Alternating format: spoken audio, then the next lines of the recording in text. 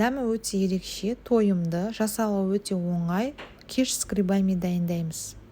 Ең алдымен ұнға, тұз және қамыр қопсытқышымызды салып, теркадан салқын сары майымызды өткізіп, песочный масса дайындаймыз. Үстінен бір ғана жұмыртқаны қосып, қамыр илейміз. Бірінші начинкамызды дайындаймыз. Майға пиязымызды саңырауқ құлақ, үстінен тұз бұрышымызды қосып, қуырып аламыз. Қамырымызды 24 диаметрлі формаға видеодағындай жайып шығамыз. Оның үстінен бірінші начинкамызды суынан бөліп қосамыз. Үстінен екінші начинка сыр, брынза, жұмыртқа және қаймақты жақсылап араластырып саламыз. Бетін қалауыңыз бойынша әрлеуге болады. Менде помидор черри және саңырауқ құлақ.